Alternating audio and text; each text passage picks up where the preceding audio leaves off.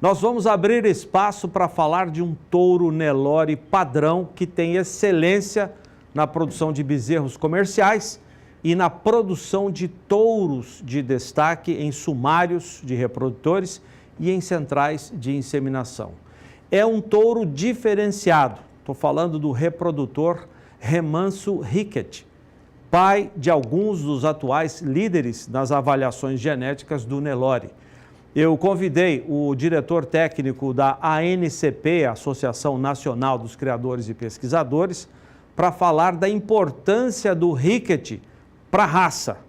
O Dr. Argeu Silveira coordenou o processo de acasalamento que resultou no nascimento desse reprodutor.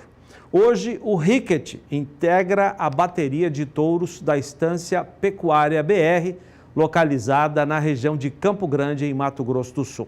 Vale muito a pena acompanhar a entrevista agora. Doutor Argeu, a Pecuária BR acertou ao contratar o touro Nelore Rickett? Muito, né? Um acerto espetacular. Se você olhar hoje, a gente está na fase, apesar do Rickett ainda ser um touro atual, mas a gente está na fase da terceira geração dele. E aí, quando você olha na terceira geração dele, ele teve dois filhos, teve dois muito importantes, que é o Renho Pônico e o Renho Vôculo.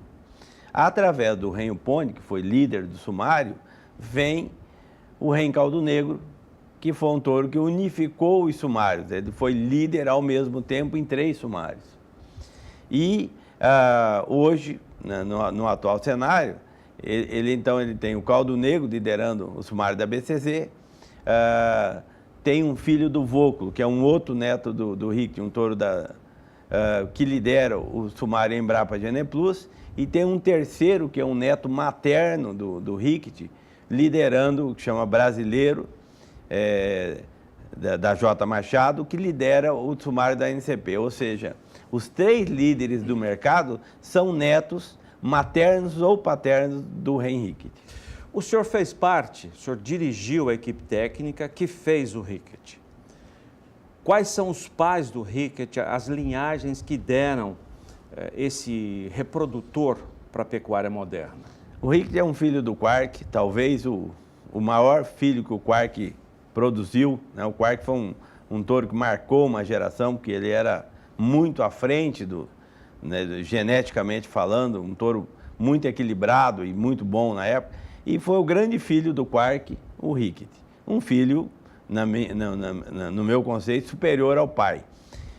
E através do Rickett, hoje, você pega aí a genética está muito ligada à presença do Rickett. Então, um touro que na época era um touro importante, um touro que a gente mandou ele com 18 meses para uma central para coletar, ele voltou da central e imediatamente trabalhou com 45 novilhas e emprenhou 39 precoces, e depois um touro que deixou um legado e ainda contribui, um legado muito grande para toda a pecuária. Isso, o Rickett. E o Pônico, da mesma forma, é um touro que aparece aí em muitos pedigrees de grandes touros hoje, ou paterno, ou até como avô materno, a presença dele é muito importante. O senhor falou do Rickett e mencionou a descendência dele já ocupando lugares importantes nos sumários de avaliação de touros da raça Nelore.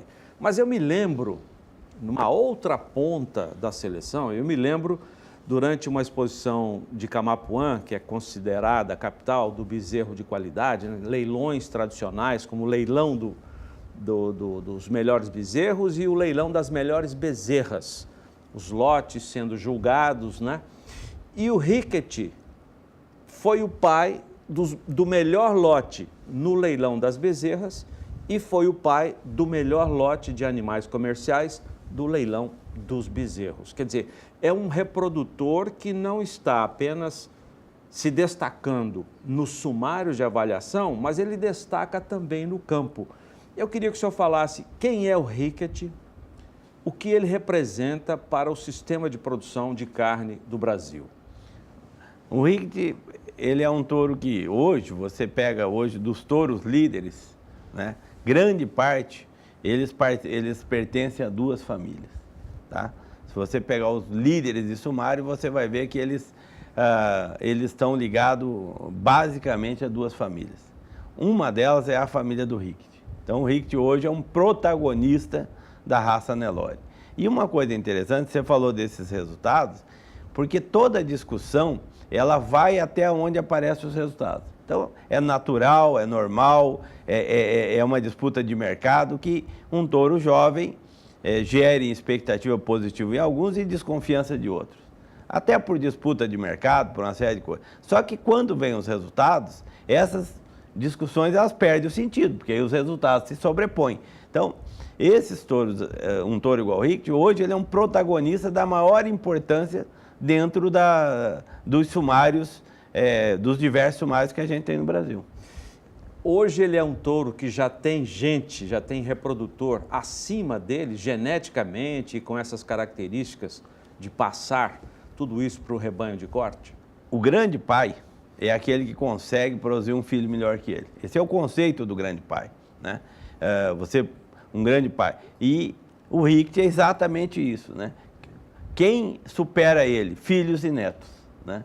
Ou seja, ele conseguiu, além de ser um animal espetacular na sua geração, ele conseguiu produzir filhos e netos superiores, inclusive, a ele, que é o conceito de um grande pai. Porque um touro que é importantíssimo e não produz filhos melhores, ele passa a fazer parte da história, né? A gente tem um monte de exemplos desses, de touros que em algum momento da vida foram muito badalados, mas que não deixaram descendentes para carregar sua linhagem para frente. E depois esses touros passaram a fazer parte da história. Não é o que está acontecendo com o Rickety, que ele é um protagonista através dos filhos e dos netos. Nós estamos aí com a terceira geração, onde seus netos hoje lideram os sumários. Mas por que muita gente, muito pecuarista, que faz, é criador de bezerro, né, tem a profissão de criar, de fazer bezerros, opta não pelo sêmen desses reprodutores, que já ultrapassaram geneticamente nos conceitos dos sumários, o Rickety, e vão comprar o sêmen do Rickety? Porque, tendo alguém superior, você opta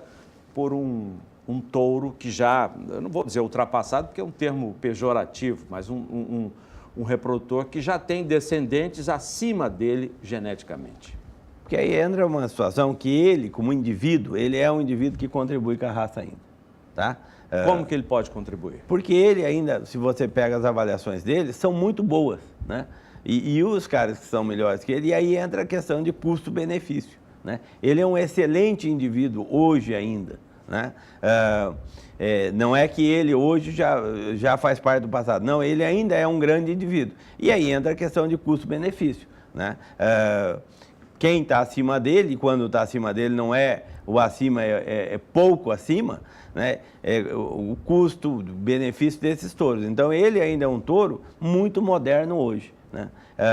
E que faz machos e fêmeas, né? Tanto é que agora, por exemplo, o brasileiro, né, que é o líder atual da NCP, a mãe dele é uma vaca Rickety. Ele poderá ainda fazer novos reprodutores que vão superar os atuais campeões dos sumários? Tecnicamente, sim, né? Porque ele é um animal que marca uma geração, né? Hoje é um protagonista, né? A sua família é um protagonista aí, desse trabalho, né? Sem contar que o Rickety hoje é um touro que está muito bonito, né? É um touro que agrada aos olhos, é um touro totalmente equilibrado e muito bonito. Então isso chama atenção e ele tem os seus espaços de utilização. Uma curiosidade, doutor Argel, Rickety, o que significa esse nome? Por que a escolha dele? A gente trabalhava com um volume muito grande de nomes, né? Então se criavam nomes, por exemplo, Rickety. O que quer dizer Rickety? Nada, né? Então se criava mas na nomes. prática está significando muita coisa. Sim, né? depois, né? Mas a gente pega outros touros lá que os nomes não têm significado. O que particularmente, o que eu acho do nome, o nome ele tem que ser único no meio e aí ele funciona. Então, por exemplo, se me permite, um touro chamado Nostálgico também. O que era Nostálgico? Nada, mas era um touro que cria uma identidade para o produto, né? O que não é legal é você pôr um nome muito conhecido e aí o cara fala assim, ah, e o fulano? Não, não, é o fulano nosso, né? Então esses nomes eu não gosto muito. Mas assim, existe, porque você tem que criar nomes novos. Então, no meio de 2000, 300, 400, 500 são os nomes normais, nomes de cidade, nome de flor, esses nomes aí. E depois você tem que entrar na fase de criação, aí saem esses nomes exóticos, mas que acabam se tornando uma marca importante. Dr. Argeu Silveira, diretor técnico da ANCP, muito obrigado pela sua entrevista. Eu que agradeço. Obrigado a todos.